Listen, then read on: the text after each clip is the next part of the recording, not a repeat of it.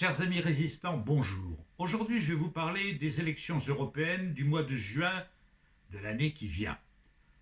Nous aurons le temps, évidemment, d'y revenir en fonction de l'actualité.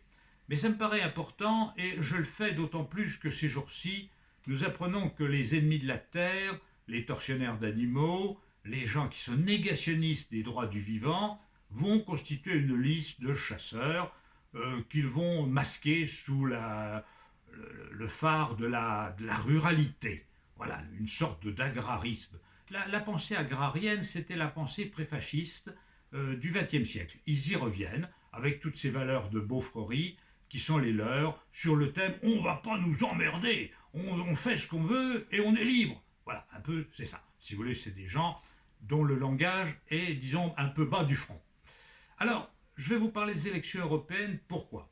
Parce que d'abord, l'Europe, c'est important.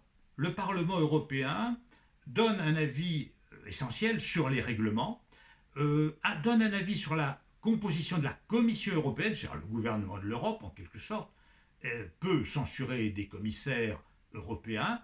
Donc ne dites jamais l'Europe est libérale, l'Europe est socialiste, l'Europe est écologiste, l'Europe est anti-écologiste ou antisociale. Dites le peuple européen a élu des bons ou des mauvais députés européens qui ont fait un bon ou un mauvais gouvernement européen. L'Europe n'a pas assigné à être de droite, de gauche, d'écologie, d'anti-écologie, etc. L'Europe peut prendre de bonnes décisions si ceux qui la gouvernent sont des gens conscients de l'intérêt général, ou au contraire, l'Europe peut être le jouet des lobbies comme elle l'a été dans l'affaire des pesticides et du glyphosate, parce que les Européens ont élu des valets du monde de l'argent, du monde des lobbies, du monde des affaires, et des gens qui se laissent avoir par les lobbies. Donc il est important de voter aux élections européennes. Il est d'autant plus important que ce sont les seules élections authentiquement démocratiques, puisque ce sont des élections à la proportionnelle. C'est-à-dire vous ne votez pas pour une super assistante sociale locale ou une super péripatéticienne qui est un député qui se croit avoir un fief quelque part. Non, vous votez pour des candidats de droite qui servent le monde de l'argent, de gauche qui servent les pauvres gens, ou d'écologie qui servent l'intérêt général, la biodiversité, ou vous pourriez voter pour les ennemis de la Terre qui vont présenter une liste. Les chasseurs, déjà en 1989, il y a un certain temps, avaient présenté en avril 1989 une liste sous l'étiquette CPNT.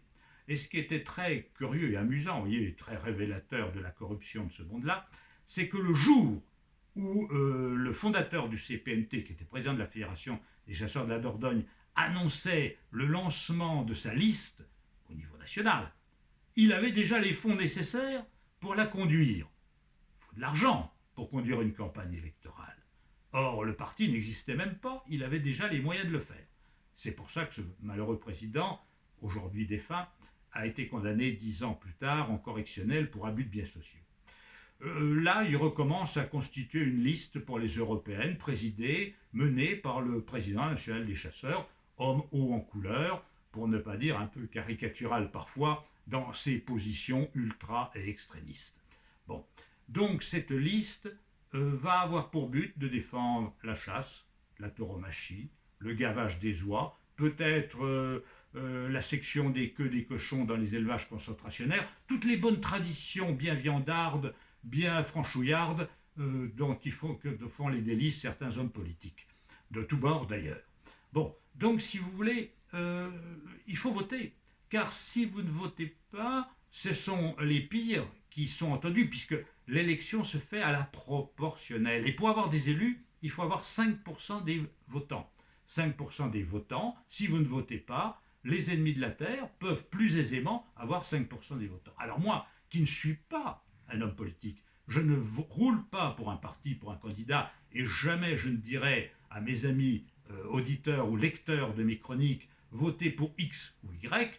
Je vous dis votez en fonction de votre conscience, votez de préférence contre les ennemis de la Terre, contre des gens qui servent la torture, la cruauté, la méchanceté, la mort.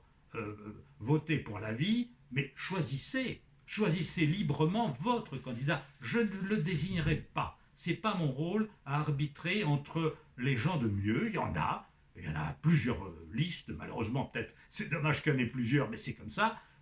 Votez selon vos sensibilités, mais votez. Car quand les meilleurs se taisent, on n'entend que les pires. Donc si vous ne votez pas, vous laissez votre voix aux ennemis de la Terre. Donc il faut voter. Il faudra aller voter en juin prochain contre ceux qui défendent chasse, pesticides, béton, bitume et corruption. Corruption pourquoi? Parce que malheureusement, on voit que les lobbies exercent au niveau des politiques, que ce soit en France, que ce soit en Auvergne, que ce soit au niveau européen, c'est la même chose, ils exercent une influence funeste en détournant les lois, les règlements à leur profit.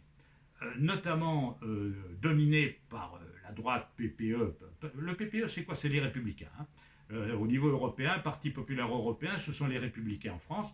Ces gens-là sont aux ordres du lobby agricole, de la FNSEA notamment, et aux ordres des intérêts économiques qui prévalent pour eux sur toute autre considération, que ce soit de santé publique ou que ce soit de préservation de la qualité de la vie et de la biodiversité. On en a eu des exemples avec le glyphosate, substance herbicide que le Comité international de recherche contre le cancer, le CIRC, qui dépend de l'OMS, a classé cancérogène depuis novembre 2015 et qu'on n'arrive pas à interdire parce que la FNSEA ne le veut pas et les lobbies agricoles en général en Europe ne le veulent pas. Donc la Commission européenne, qui est dominée par ces intérêts-là en ce moment, a autorisé pour 10 ans de plus le glyphosate malgré son caractère éventuellement cancérogène. Les pesticides, l'Europe prévoyait d'en réduire la quantité qui ne cesse de croître en Europe. Eh bien, le Parlement européen, dominé par les intérêts économiques, a voté contre les mesures restrictives de l'emploi des pesticides. Il est donc important que vous alliez voter en juin prochain pour voter contre chasse, pesticides, béton, bitume et corruption. Corruption parce que c'est inadmissible que des lobbies captent de l'argent public pour des activités qui sont nocives et qui sont dangereuses pour la santé. On a vu ça avec le tabagisme. Pendant longtemps, l'industrie du tabac mentait effrontément au niveau international en feignant de nier les évidences scientifiques et médicales, à savoir que le tabac est cancérogène. Eh bien, les firmes d'industrie du tabac ont menti pendant des décennies. Ont menti également les firmes qui commercialisaient le chlordécone aux Antilles, qui ont fait des milliers de cancers dans ces îles, parce qu'il fallait écouler le produit chlordécone, qui est un insecticide contre le ver de la banane. Oui, actuellement, on commercialise encore des produits. Et les gens qui font ça, les leaders agricoles, les politiciens qui les soutiennent, vont-ils un jour répondre de crimes d'empoisonnement devant des tribunaux? Est-ce que des peines de prison effectives ne devraient pas un jour être prononcées contre certains ministres de l'agriculture d'hier, d'aujourd'hui ou de demain, qui servent servilement, docilement, du meilleur veulent des intérêts économiques sordides au détriment de la santé publique et au détriment de la biodiversité? Alors, notre justice, nos justices sont de plus en plus dégagées des pressions politiques, il faut s'en réjouir. Elles sont donc de plus en plus impartiales. Mais il reste encore du chemin à faire. Elle frappe encore beaucoup plus, la justice, les humbles, les faibles, les petits que les puissants. Regardez ce qui se passe lorsque des anciens chefs d'État sont impliqués dans des affaires de corruption. Les procédures traînent en longueur, les peines prononcées sont des sanctions minimes, quand ce n'est pas l'absence de sanctions totales, parce que les institutions sont faites pour protéger encore les forts. Et selon que vous serez puissant ou misérable, vous connaissez la formule, c'est encore vrai. Alors moi je dis une chose, c'est que lorsque la science, lorsque la médecine démontre que des substances agricoles, industrielles ou autres sont létales, peuvent provoquer des maladies, ceux qui ont contribué à dispenser ces produits doivent répondre de crimes d'empoisonnement. Portez-vous bien, mes amis, et à bientôt, je l'espère, pour d'autres aventures.